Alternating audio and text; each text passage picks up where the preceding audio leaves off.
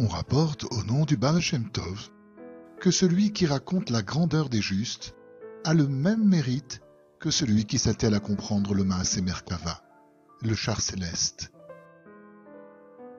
Rabbi Mendel de Riminov écrit quant à lui que les histoires des tzadikim constituent le Maaseh Merkava, car les justes sont eux-mêmes le char céleste.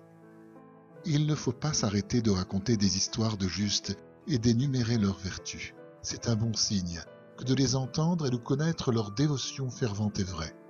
Et si le cœur s'embrase et manifeste une envie passionnée de suivre leur exemple, c'est un signe que l'Éternel se trouve avec lui.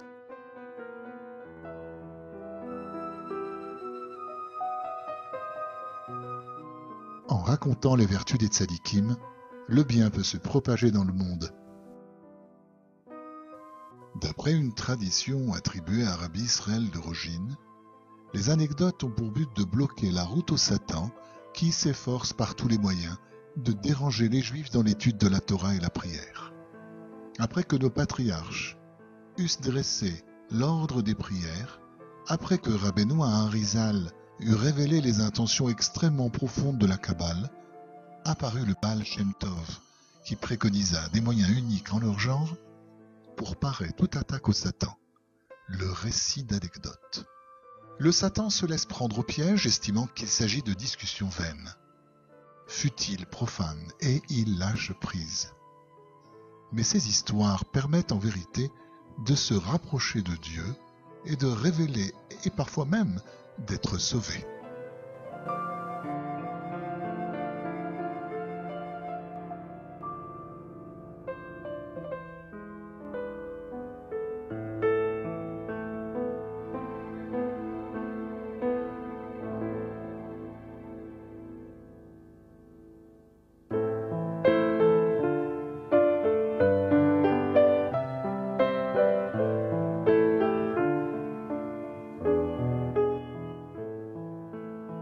Rabbi Israël Kardoner était un chassid de Breslev et même s'il avait vécu au temps de Rabbi Nachman, il eût été un chidouche gadol, c'est-à-dire une grande nouveauté.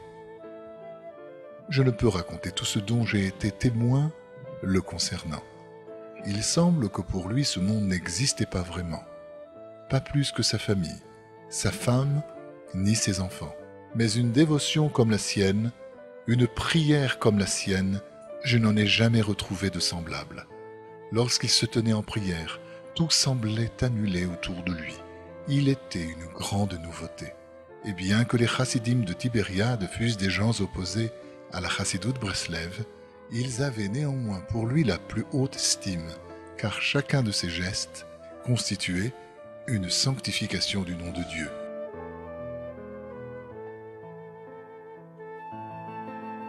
La grâce divine planait sur son visage, tant était grande sa sainteté, sa piété et sa droiture à l'égard de son Créateur et de tous les hommes.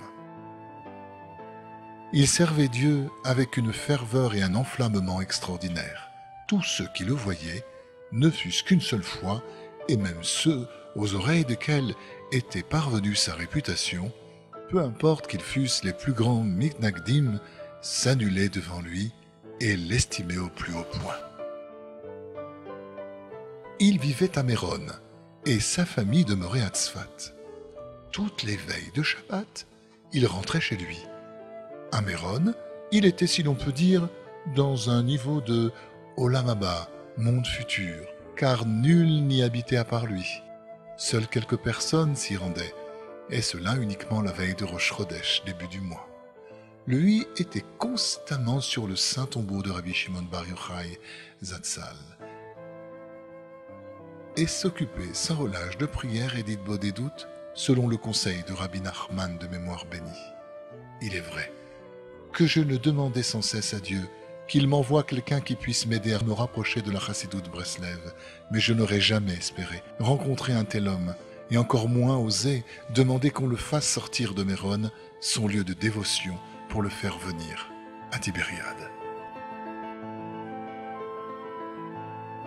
Mais voici qu'à cette époque, Rabbi Israël Kardoner se mit soudain à souffrir de rhumatisme, et ses douleurs devinrent bientôt si fortes qu'il lui fut impossible d'aller prier et servir Dieu, car il sentait qu'on lui découpait ses membres un à un. Il se demanda alors si la volonté d'Hachem ne serait pas qu'il se rende à Tibériade. Peut-être n'aurait-il plus ses douleurs, mais tant qu'il n'était pas certain que telle était réellement la volonté d'Hachem, il ne voulait pas quitter Méron. Il se disait qu'au contraire, il était préférable pour obtenir la guérison de continuer à implorer Dieu sur le saint tombeau de Rabbi Shimon Bar Yochai. Il eut des doutes pendant longtemps, mais finalement, lorsque ses douleurs augmentèrent encore, il pensa « Cela doit sûrement être la volonté d'Hachem, que je voyage pour Tibériade. » Il eut ensuite l'illumination lui-même. La chose lui fut clairement révélée. Aucun doute ne persista encore. Il partit sur le champ.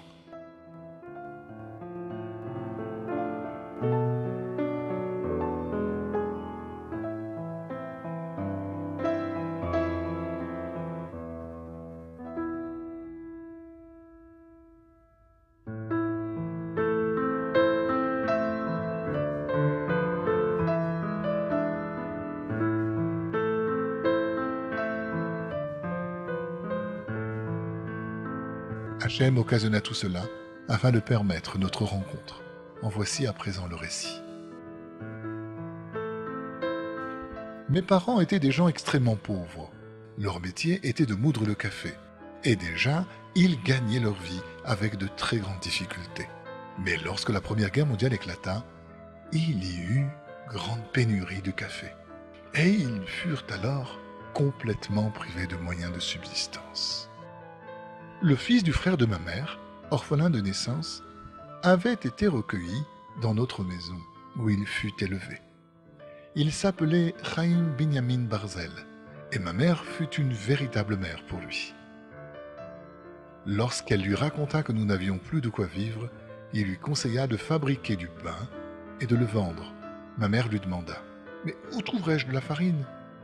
Il alla chez le meunier et demanda pour elle de la farine qu'il prit à crédit. Et ainsi ma mère se mit à fabriquer du pain. 5 jours exactement après qu'elle eut commencé ce travail, alors qu'il faisait déjà nuit, Rabbi Israël Karduner rencontra mon cousin Benjamin. Ce dernier le salua et Rabbi Israël lui rendit son salut puis lui dit « Fais une mitzvah, je te prie. Indique-moi où je peux encore acheter du pain à cette heure-ci. » Mon cousin Benjamin se réjouit d'avoir trouvé un client et il l'envoya chez nous. Bien que notre famille comptât plusieurs enfants en bas âge, il nous restait malgré tout ce soir-là une miche de pain. En cela aussi, je vis une manifestation de la providence divine. Lorsque Rabbi Israël Karduner pénétra dans notre maison, j'eus en le voyant le sentiment qu'il devait être l'un des 36 tzadikim cachés. C'est ce que me confirmèrent d'ailleurs par la suite de nombreux maîtres à son sujet, parmi les plus éminents de la génération. Je fus immédiatement certain que chez lui se trouvait le remède pour mon âme. Mais je ne savais pas comment m'y prendre pour lier conversation avec lui. Et l'un des 36 justes cachés était bien capable, en provoquant un raccourcissement surnaturel de la distance, de disparaître dès le lendemain pour se retrouver à Jérusalem. Comment serais-je en mesure, dans un tel cas, de lui dévoiler tout mon cœur? J'étais encore en train de réfléchir à tout cela lorsque Rabbi Israël me tendit l'argent et me demanda s'il lui était possible de laver ses mains et de manger chez nous le pain acheté. Je sentis mon âme attirée vers lui comme par un aimant, et j'eus l'impression qu'il lisait dans mes pensées. Notre maison était petite. Lorsque la nuit arrivait, on déroulait sur le sol des nattes sur lesquelles on couchait les enfants, et il n'y avait alors même pas une place pour s'asseoir. Aussi, lorsque je l'entendis demander la permission de laver ses mains et de manger là, je ne pus m'empêcher de penser. Où donc? Et qui sait si mon père y consentirait, car à cette heure-ci, l'endroit ne se prêtait pas du tout à cela. Je partis questionner mon père, et il répondit « Mais pourquoi pas? Bien sûr. Il reste justement un peu d'oignon pour assaisonner son pain. Donne-lui donc. » Sa réponse me surprit d'autant plus que nous devions nous lever très tôt le lendemain afin de faire cuire le pain. Rabbi Israël pouvait donc rester. Il alla laver ses mains. Je lui tendis le morceau d'oignon afin qu'il en agrémente son pain mais il déclina mon offre. « Je ne me nourris que de pain et de thé, me confia-t-il. Nous avions un réchaud à charbon et je parvins, non sans difficulté, à lui préparer un verre de thé. Comme je craignais que tout le monde ne fût pas encore endormi, je m'adressai à Rav Israël à voix basse et lui dis « C'est Hachem qui vous a envoyé jusqu'ici afin que vous sauviez mon âme. » Rav Israël fut très ému par ces paroles. Sans doute commençait-il à sentir qu'Hachem était derrière tout cela. Moi aussi, j'avais été profondément touché par la façon dont il avait prononcé la bénédiction après s'être lavé les mains, sans élever la voix, avec une grande douceur, comme un homme qui remercie son ami pour la faveur qu'il vient de lui accorder. Percevant mon émotion, Rabbi Israël avait été encore plus troublé que moi. Il vit clairement la main d'Hachem, dans le fait d'avoir été directement dirigé vers ma maison. Aussi, me fut-il à partir de ce jour dévoué corps et âme. Et bien qu'il eût de l'amour pour chaque juif, notre lien resta unique. La complicité et l'amour qui nous unissaient étaient tellement grands qu'on ne peut même pas les imaginer. Après avoir fini de manger, il dit les bénédictions. Je lui demandai ensuite où il passerait la nuit. Il me répondit qu'il allait dormir dans une synagogue. Je décidai de l'accompagner et dès que nous fûmes dehors, j'éclatai en sanglots. Je lui demandai de me prendre en pitié, de ne pas m'abandonner. Je me mis à tout lui raconter. Comment j'avais trouvé le livre, Ishtaprut HaNefesh, comment j'avais demandé à Hachem qu'il m'envoie quelqu'un qui puisse m'aider à me rapprocher de la Chassidut de Breslev. Et maintenant, lui dis-je, il semble qu'Hachem a exaucé mes prières, puisqu'il accomplit ce miracle de vous faire venir jusqu'ici. Aussi je vous demande d'avoir pitié de moi, de me prodiguer le remède qui pourra guérir mon âme. » En entendant tout cela, Rabbi Israël fut encore plus ému. Je lui racontai tous les tourments de mon âme, et il m'écouta.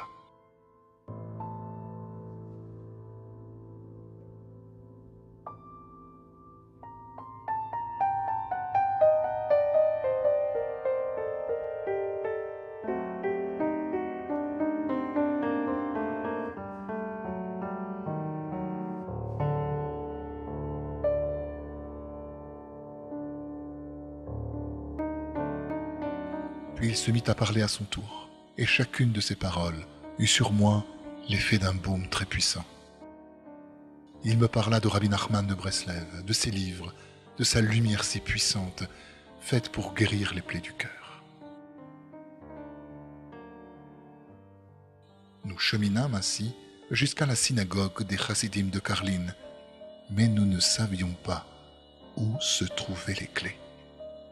Nous continuâmes jusqu'à une autre synagogue, mais elle était également fermée. Il y en avait encore une, celle où priaient les grands tzadikim, Rav Mendel de Vitebsk et Rav Avraham Kalisker. Cette synagogue était située au bord du lac, et l'hiver, les eaux montaient et pénétraient à l'intérieur aussi. Les tables qui s'y trouvaient étaient-elles à moitié enfoncées dans l'eau, et une fois les livres retirés, cette synagogue restait ouverte et abandonnée.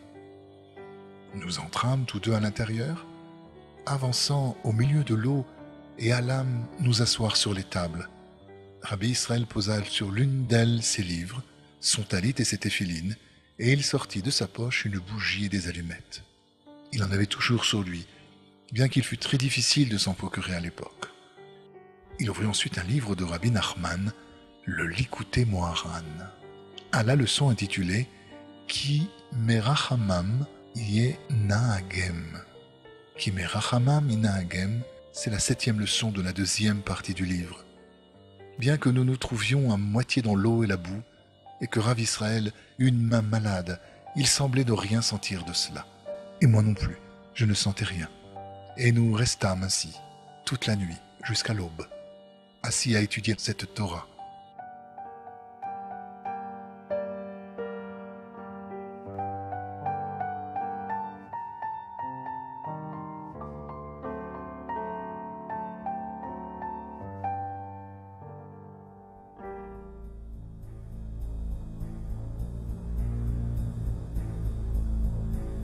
Soudain j'entendis la voix de ma mère en pleurs, criant « Où est mon fils ?» Je réalisais tout d'un coup que j'avais dû lui causer une immense frayeur. J'avais aussi oublié la pâte qui se détériore si on ne la pétrit pas. Et à notre retour à la maison, quel désastre! Toute la pâte surnageait et avait en partie débordé, ce qui me valut d'être vivement réprimandé par mes parents qui me demandèrent « Mais où donc es-tu parti ?»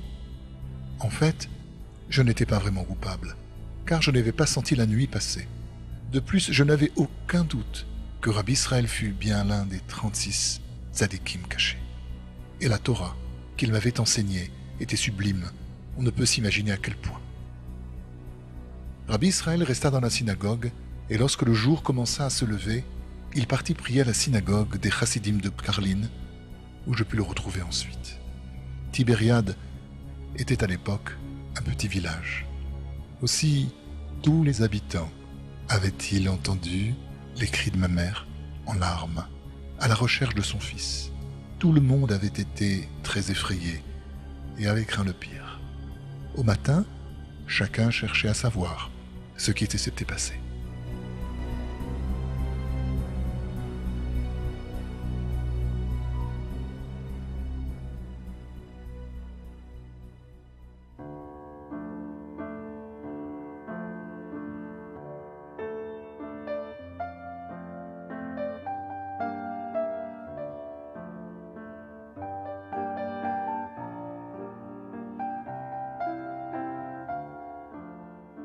Alors le bruit se répandit qu'un certain homme, juif, était arrivé chez nous alors qu'il faisait déjà nuit et qu'il nous avait acheté du pain, que je l'avais ensuite suivi et n'était pas revenu, et qu'au matin ma mère m'avait retrouvé en compagnie de cet homme dans la synagogue qui était inondée.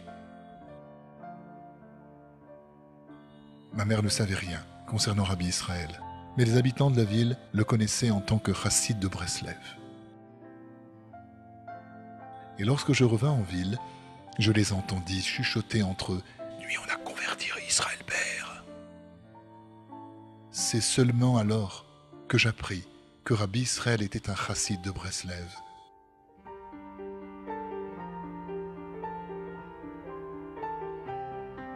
À partir de ce jour, nous ne nous quittâmes plus.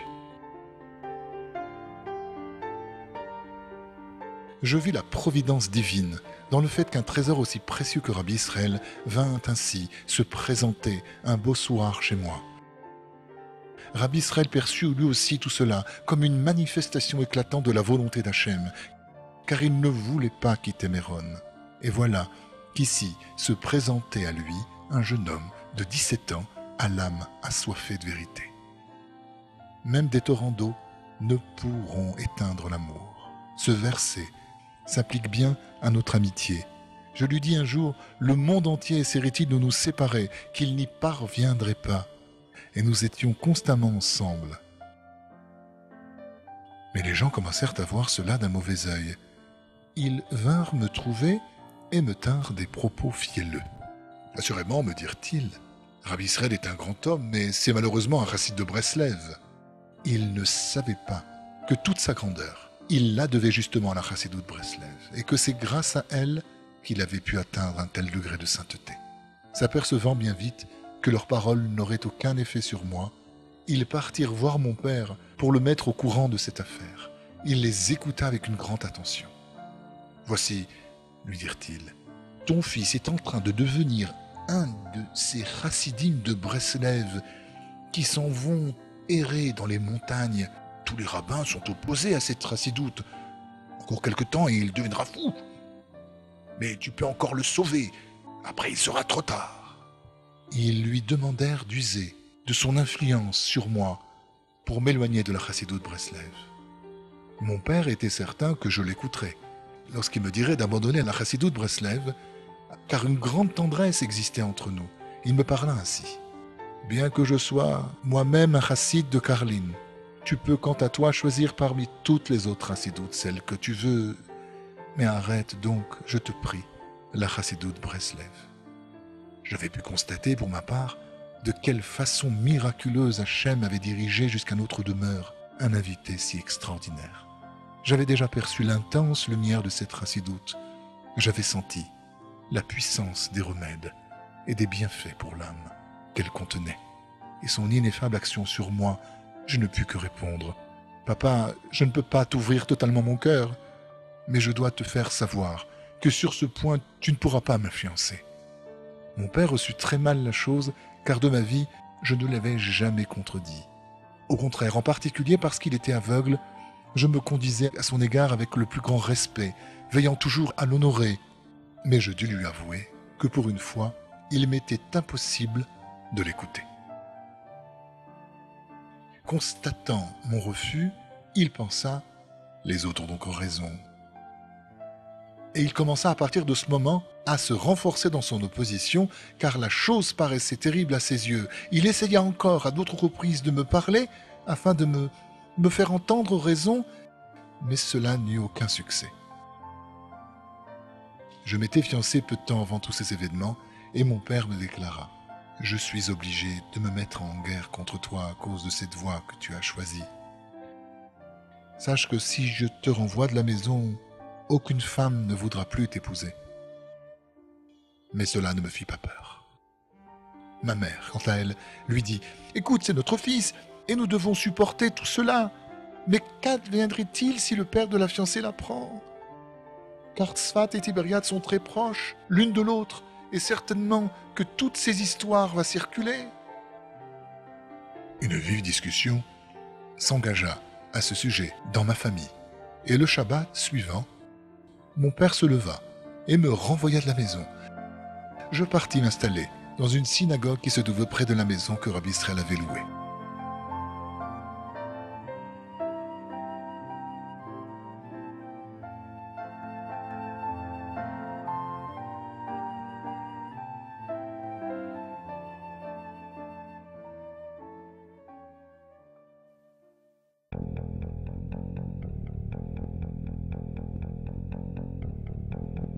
Mon père était aveugle, il ne quittait presque pas la maison. Lorsqu'un problème survenait, c'est ma mère qui allait consulter les autorités rabbiniques.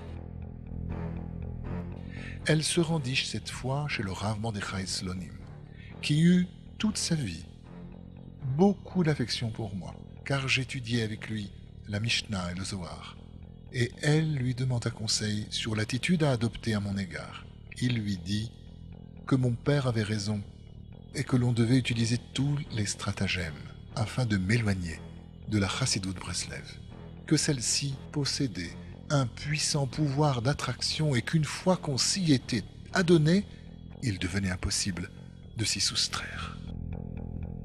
Lorsque ma mère entendit cela, elle fut terrorisée.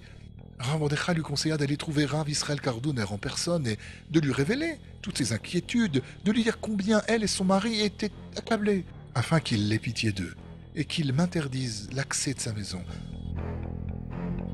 En entrant chez Rav Israël Karduner, ma mère était si désespérée qu'elle se laissa tomber devant lui, les mains tendues en signe d'imploration, et se mit à pleurer amèrement. Elle lui raconta toute sa souffrance. « Vous êtes un pieux juif !» lui dit-elle. « Ayez donc pitié de nous, car il s'agit vraiment à présent de sauver ce garçon. Éloignez-le de chez vous, qu'il cesse d'étudier avec vous. » Rav Israël écouta avec beaucoup de patience, mais il savait que le lien qui existait entre nous était si puissant que rien au monde ne pourrait le rompre. Il lui répondit « Personnellement, je n'ai jamais chassé un juif de chez moi. Si vous voulez bien, par contre, écoutez le conseil d'un ami sincère. Laissez-le donc tranquille, ne l'embêtez pas, abandonnez-la cette affaire. » Entendant de telles paroles, ma mère se dit que le sortilège dont lui avait parlé Rav Mordechai avait sans doute commencé de produire son effet, et sa douleur fut si insupportable qu'elle en exhala son âme.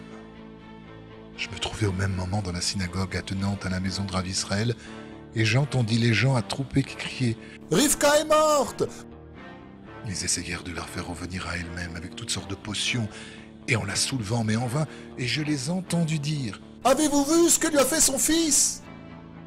J'étais accablé, Complètement brisé, je commençais à me dire « Sans doute ai-je commis un crime en faisant ainsi souffrir mes parents. J'aurais dû laisser cela un peu de côté pour le moment. J'aurais eu tout le temps ensuite de devenir un chassid de Breslev. »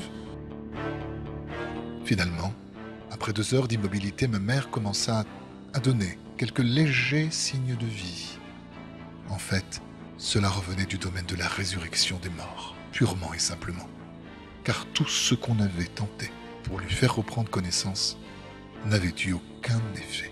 Et bien longtemps encore, après cette affaire, ma mère continua de souffrir de douleurs indescriptibles dans tous ses membres. Mais elle était vivante, Dieu merci. Et je me dis, peut-être devrais-je renoncer à tout cela pour l'instant, car elle pourrait bien retomber de nouveau dans un tel état.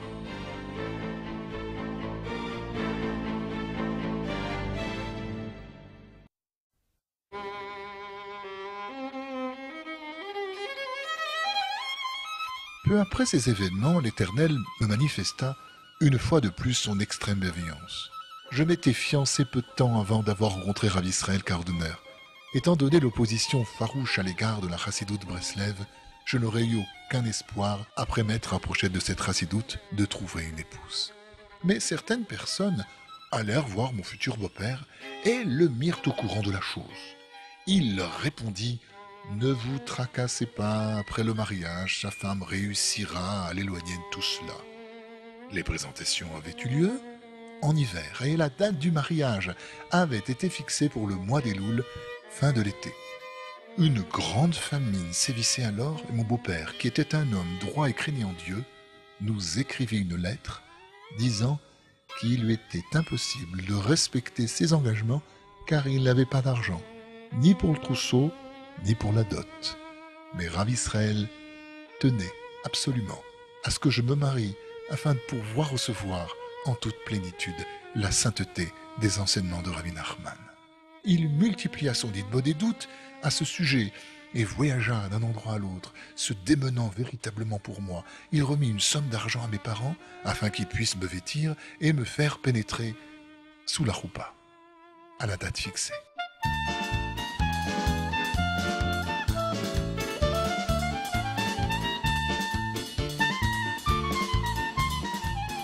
Rav Israël partit ensuite voir sa famille à Tzfat.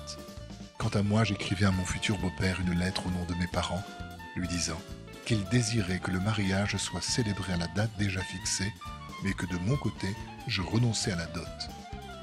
Et Dieu merci, la date de mariage fut maintenue.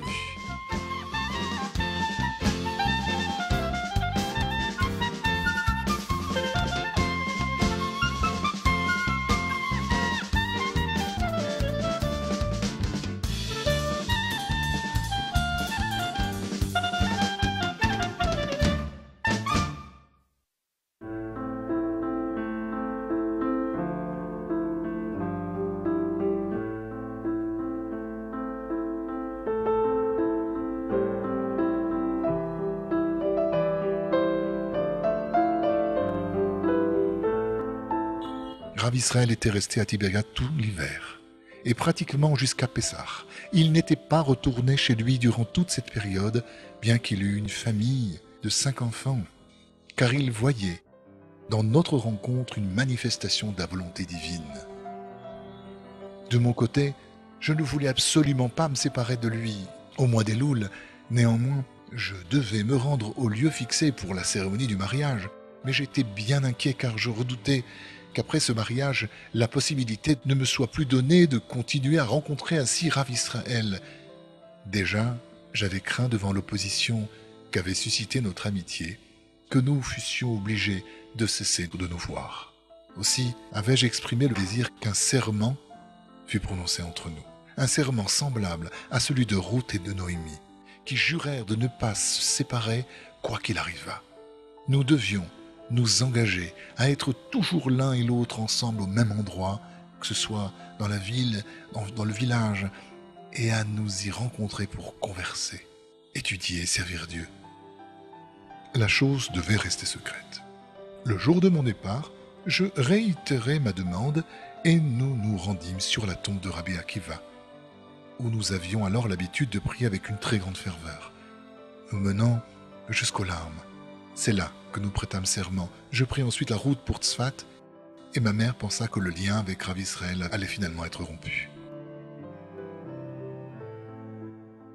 Mais voici qu'au milieu du voyage, elle vit apparaître soudain Rav Israël avec sa famille qui s'acheminait aussi vers Tzfat.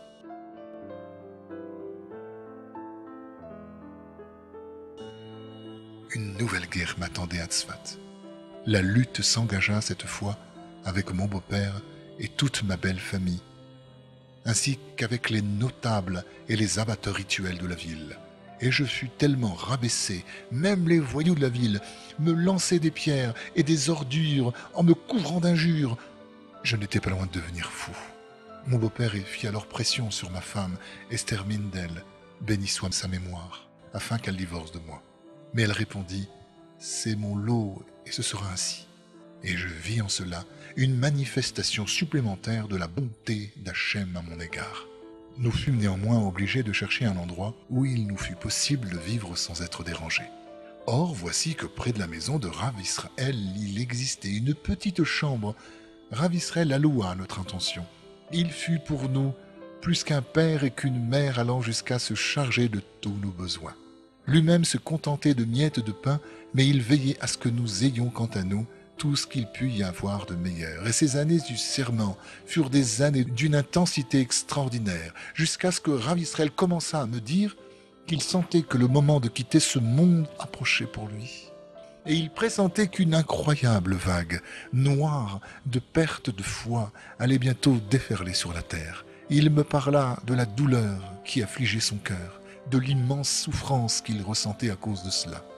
Quant à moi, je ne pouvais croire qu'il dût déjà quitter ce monde. Comment, me disais-je, l'Éternel pourrait-il faire cela, alors que notre service divin atteignit son plus haut niveau d'intensité? Mais je dus peu à peu me résoudre à cette idée, car chaque fois qu'il ne se sentait pas bien, Rabbi Israël parlait de sa fin comme d'une chose imminente. Durant ces 5 années du serment, nous eûmes tant d'épreuves. Il y avait alors la guerre et la famine, que je ne pus apprendre de lui autant que je l'aurais voulu. Mais le seul fait d'être en sa compagnie constituait une très grande et très profonde leçon. Je pus ainsi être témoin de ce niveau extraordinaire de foi et de confiance en Dieu.